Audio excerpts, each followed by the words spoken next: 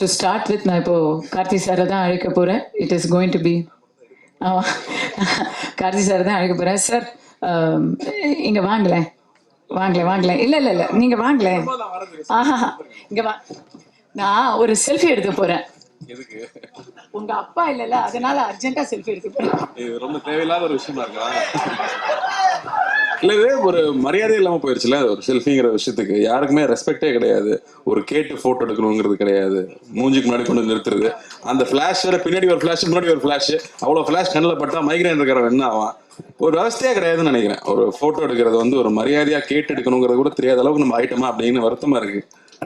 இல்லை, இப்படி சொன்னதான் நான் உண்டு, வேற எப்பவும் சொல்ல முடியாது. God bless.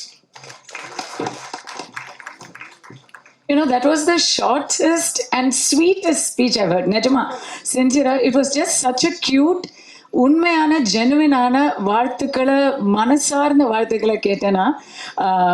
சார் செல்ஃபி எடுத்தது வந்து Karthi, that was just out of it's just stand up comedy கிட்டிங்காக, ஒரு மூமெண்ட்டுக்காக தான் இதெல்லாம். நம்ம சொல்கிற மாதிரி இன்னைக்கு வந்து நம்ம ஏதாவது பேசி நியூஸ் பண்ணாதான் முடியும். பட் நிஜமாவே I don't have any pictures with you. Request பண்ணி நான் எடுத்துக்கிறேன், அது நீங்கள் கொடுப்பீங்கன்ற அதை தான் இங்கே எல்லாருக்குமே சொல்கிறேன்.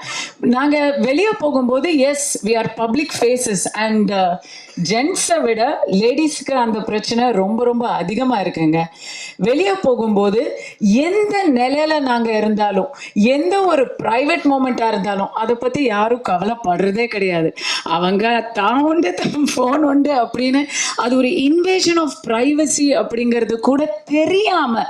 ஏன்னா இன்னைக்கு வந்து அவங்கள வந்து டான்ஸ் ஆடி பாட்டு பாடி அவங்க பாத்ரூம்ல செய்ய வேண்டிய விஷயங்களை கூட டிக்டாக்ல எடுத்து உலகம் முழுக்க பரப்பி விட்டுறாங்க.